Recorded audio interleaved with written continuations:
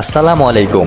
Champions ট্রফিতে স্মরণীয় ম্যাচে ইংলিশ বদে আফগান মাসেল পাও। দেখুন, ক্রিকেট বিশ্বে আফগানিস্তান তার শুধু উদীয়মান শক্তি নয়, তারা এখন বড় দলগুলোর জন্য ভয়ঙ্কর একটি প্রতিপক্ষ।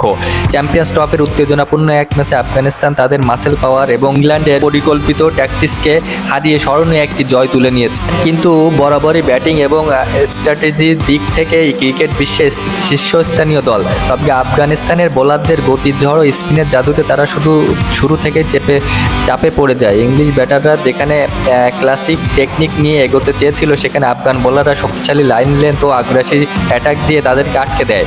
ম্যাচের মোড় ঘুরিয়ে দেয় আফগান ব্যাটসম্যান 10 ওভার এবং দ্রুত গতির ব্যাটিং। বিশেষ করে বলতে গেলে ইব্রাহিম জাদরান, আজমাতুল্লাহ ওমরজা এবং শেষের দিকে মোহাম্মদ নবী, তাদের দুর্দান্ত ব্যাটিংয়ে ইংলিশ পেসারদের পিটিয়ে সানুবানু করে তারা কিন্তু 325 রানের সর্বোচ্চ রানের স্কোর করে আফগানিস্তান টিম, যা তাদের দলের সর্বোচ্চ এবং চ্যাম্পিয়ন্স ট্রফিতে তারা প্রথম এবং তাদের টিমের সর্বোচ্চ রান এটা ওডিআইতে।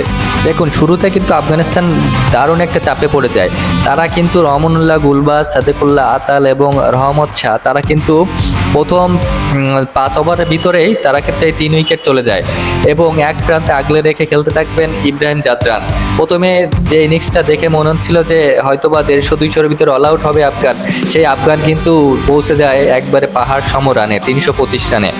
তো এর পুরো ক্রেডিট পাবে কিন্তু ইব্রাহিম জাদরান এবং ছোট ছোট আজমাতুল্লাহ ওমরজা, মোহাম্মদ নবীর ছোট ক্যামিও, তারা কিন্তু দুর্দান্ত ব্যাট করছে। এবং ইব্রাহিম জাদরানের ইনিংসটা না বললেই নয়, তার যে দুর্দান্ত ইনিংস, 177 রানের 146 বলে সেরা একবার সেরাতম ব্যাটসম্যান এবং মাইন্ড ব্লোয়িং, গর্জিয়াস, কি বলে আখ্যা দিব আমি, মাথায় আসছে না। দারুণ ব্যাটিং করেছে ইব্রাহিম জাদরান এবং তাদের এবং শেষ 10 ওভারে কিন্তু এই ইব্রাহিম জাদরান ও মোহাম্মদ নাবি একবারে ইংল্যান্ডের বোলারদের নাকানি চোপানি খাইয়েছে ভরপুর এবং শেষ 10 ওভারে 100-র উপরে রান নিয়েছে, যেটা এই চ্যাম্পিয়ন্স ট্রফিতে সর্বোচ্চ রান এবং টি-20 স্টাইলে তারা ব্যাট করেছে।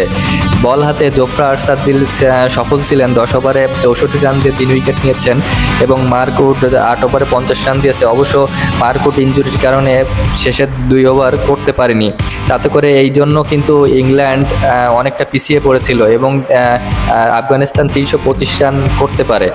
তো ইংল্যান্ডেরও ব্যাট হাতে প্রথমে শুরুতে ভালো যায়নি। প্রথমে শর্ট জেমি স্মিথ দ্রুত আউট হওয়ার পর বেন ডাকেট এবং জো রুট দুর্দান্ত এক পার্টনারশিপ করে এবং তাদের পার্টনারশিপ কিন্তু বেন ডাকেট আউট হওয়ার পরও Harry Brooks, George Butler, Liam Livingstone, Jamie Overton, এদের সাথে কিন্তু জো রুট কিন্তু একাই টিকে ছিল। এরা কিন্তু এদের সাথে ছোট ছোট পার্টনারশিপ করে এগোচ্ছিল। এক পর্যায়ে ইংল্যান্ড কিন্তু জিতার একবারে দ্বার প্রান্তে ছিল। 3 ওভার মাত্র 25 রান লাগে 18 বলে, সেই অবস্থায় ছিল এবং হাতে 3 উইকেট ছিল এবং জো রুট তিনি কিন্তু ক্রিজে ছিলেন, 100 হয়ে গিয়েছিল তার। সেইখান থেকে ম্যাচটা হেরে গেল। দুর্দান্ত বোলিং করলো শেষের দিকে এবং 8 রানে জয় তুলে নিল আফগানিস্তান এবং এই জয়ের কারণে আফগানিস্তান টুর্নামেন্টে টিকে থাকলো এবং ইংল্যান্ডকে ছিটকে ফেলে দিল একবারে বাইরে। তো অবশ্যই ভিডিও ভালো লাগলে লাইক, কমেন্ট, ফলো করবেন। ধন্যবাদ।